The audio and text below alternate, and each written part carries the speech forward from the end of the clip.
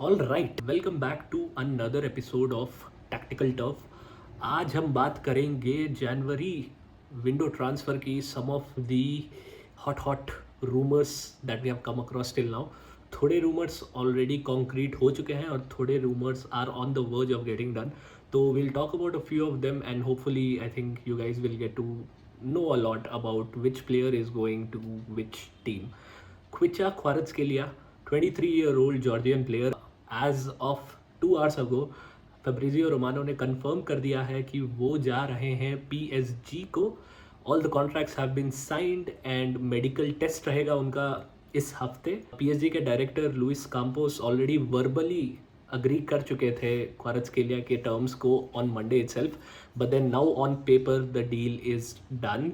तो definitely I think in a couple of weeks और more than that we can see Kvaratskhelia playing as a PSG player. Transfer fee की बात करें तो as of now, as per my research, transfer fee for Kvaratskhelia would be upwards of 70 million. उनका contract with PSG is running till 2027.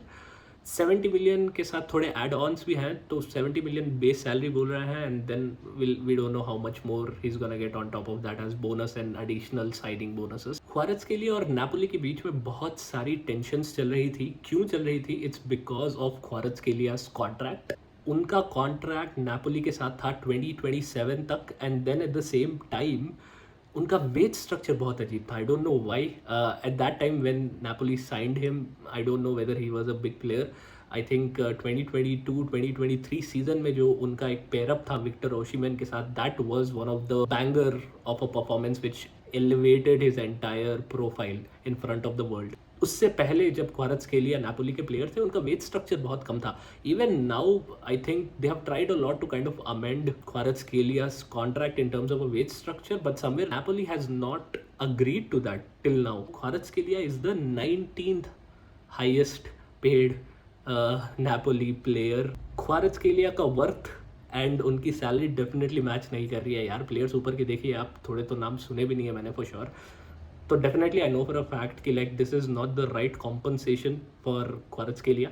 Efforts बहुत लगाए इन दोनों parties ने to ensure that they get the right kind of a deal, but then नहीं हो पाया। Conte Napoli के करंट मैनेजर हैं, he was also giving out some very diplomatic answer since the last 2 months। Kvaratskhelia हमारा player है, हमें कोई problems नहीं है उनके साथ। As of now I feel he is one of the strongest players, we have to keep him. But then recently within the last 2 weeks उनका narrative जो है बहुत चेंज हो चुका है। He is more directed towards saying कि if a player wants to leave the club, I think we have no objection towards that, no matter how good he is for us, let's let him go। तो definitely deal done हो चुकी है इन PSG. Now ये जो problem है Napoli के साथ ये वेज स्ट्रक्चर का, पीएसजी में Kvaratskhelia will be getting 5 times the salary which he was getting in Napoli. तो you can see one of the prime problems of the wage structure solve हो चुका है। I don't know why PSG doesn't get the 1:1 FFP rule का एक वायोलेशन। एक time पे Messi, Neymar and Mbappe were there in PSG and a lot more players were signed. I don't know how they are managing those wages and everything, but then as of now the deal is done। क्वारत्स्केलिया के profile के बारे में थोड़ा बात कर लें। Kvaratskhelia की one of the biggest strengths is the way he holds the ball and उनके key passes, he likes to cut in a lot. उनका एक लेफ्ट विंगर वाला जो प्रोफाइल है, he loves to cut in a lot.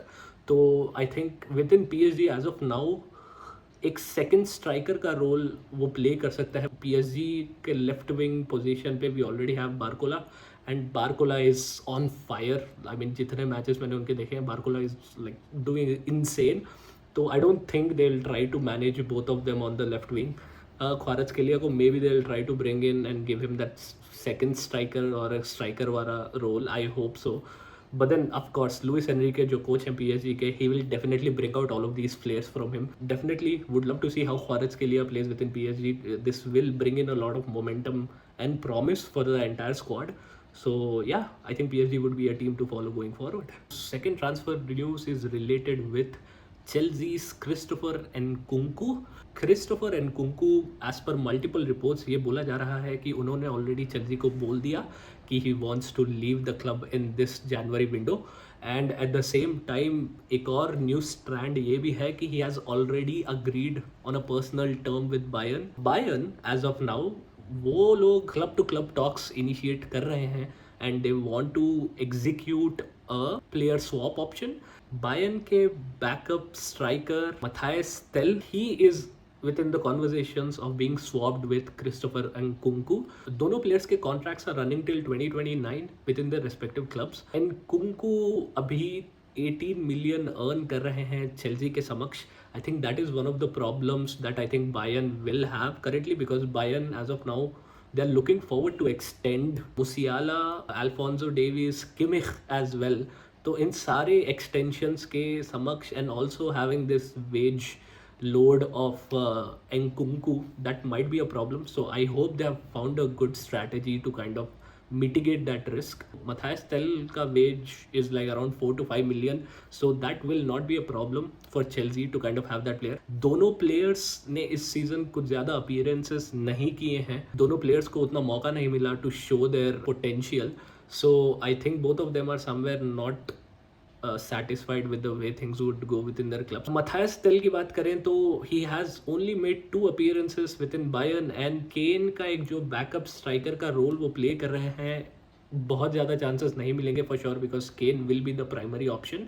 Chelsea के under उनका role कैसा रहेगा, डेफिनेटली उनको बहुत सारे चांसेस दिए जाएंगे to prove himself. He still 17 और 18 ईयर्स ओल्ड, तो I think he has a lot of potential to grow. Frenchman है, बहुत सारे फ्रेंच न्यूज़पेपर्स में बोला जा रहा है कि Matthias Tel the next Thierry Henry बोल रहे हैं French papers. So I hope he lives up to that promise within Chelsea. Nkunku का प्रोफाइल थोड़ा अजीब रहेगा when he will be in Bayern. Chelsea के समक्ष he was always playing as a striker. अगर हम इन कुंकू के प्रीवियस टू प्रीवियस क्लब्स की बात करें तो आरबी लाइप्जिग में स्ट्राइकर के साथ साथ उन्होंने एक अटैकिंग मिडफील्डर का भी रोल किया था, एंड अटैकिंग मिडफील्डर के रोल में he used to play with Dani Olmo. तो वहाँ पे एक स्ट्रेंथ है उनका. बायर्न का अगर हम स्क्वाड चेक करें और डेप्थ देखें तो आई थिंक लीरॉय साने का जो पोजीशनिंग है, अंकुंकू बहुत ही ज़्यादा वहाँ पे प्रॉमिस दिखा सकते हैं. Either he can be a backup striker for Kane, or he can also be a Leroy Sané's replacement, or he can be that player who can play at the position of Leroy Sané. तो थोड़ा वहाँ पे लगेगा कि यार चलो he'll have some opportunities, some alternatives to kind of give his strength. Talks थोड़े progressive हैं as of now. Both the clubs are really working towards getting this deal done. So hopefully I think by next week or next to next week we'll get to hear a lot about these two clubs and these two players. The third transfer news is about Martin Zubimendi, Real Sociedad ke, and he is now in advanced talks with Arsenal. The signing is not for the January window, the signing is for the summer transfer window 2025-2026 के season से Zubimendi will be a part of Arsenal.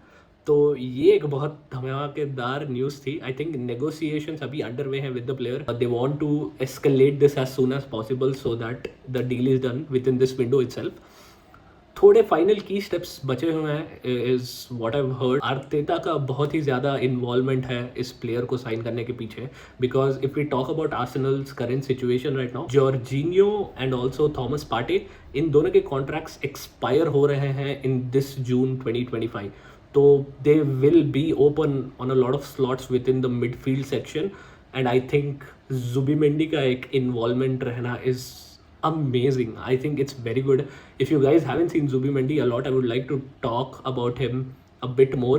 Arsenal was not the only team who was behind Zubimendi. Liverpool भी थी, Manchester City भी थी behind Martin Zubimendi's signing. They wanted to get him because उनके under से जो एक defensive midfielder का trait है, he has a great strength within retention of balls, he has a great strength of making those through passes, he has a great strength of aerial duels, winning aerial duels. EPL के बहुत सारे फाड़ clubs are behind Zubimendi.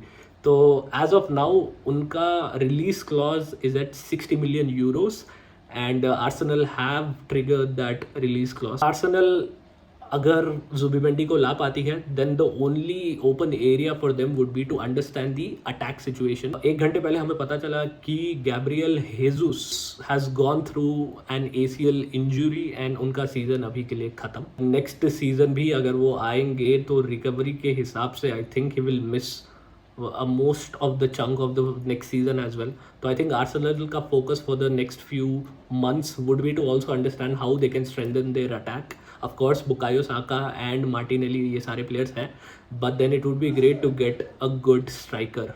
I think Kai Havertz है, he can live up to his expectations. उनके अलावा भी एक अच्छा अटैक ऑप्शन रखना would be great. थोड़ा जुबिमेंदी और रॉड्री का जो नेचर ऑफ प्ले है वो बहुत अलाइन करता है, तो उसी की वजह से I think Manchester City was also in the race, but then unfortunately they couldn't get him.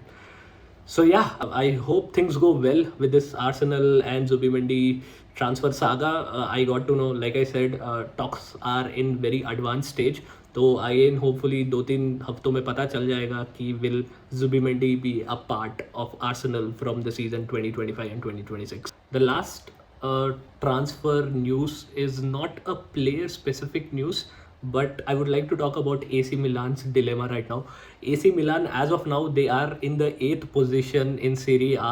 19 points पीछे है वो Napoli के, who are the league leaders right now. AC Milan January window में बहुत कोशिश कर रही है to get at least a star player within their squad so that they can kind of find a momentum within the rest of the season. अभी के लिए they have a Manchester City option and they have a Manchester United option. कौन है ये दो players? Yes, these two players are Marcus Rashford and Kyle Walker. Rashford हाल ही में थोड़े टेंस्ड हैं with his situation with Manchester United. Amorim और रैशफोर्ड के बीच में थोड़ा फ्रिक्शन है जिसकी वजह से I think he has been benched for a lot of the games.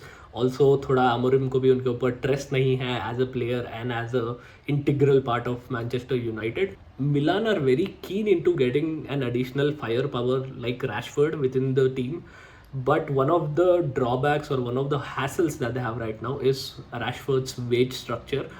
Rashford as of now earns 300k euros per week within Manchester United. तो उनको sign करना on a permanent deal would be very tough for AC Milan. At the same time they are also looking for some loan strategies where थोड़ा सा burden ये ले लेंगे और थोड़ा सा burden they'll keep with the Man United team. तो थोड़ा वहाँ पे they are trying to understand if they can find the right option to trigger this. But on the same time उनका जो दूसरा alternative है which is to get Kyle Walker, that is also a great option. Kyle Walker as of now is a much more cheaper, is a much more efficient player in terms of wages.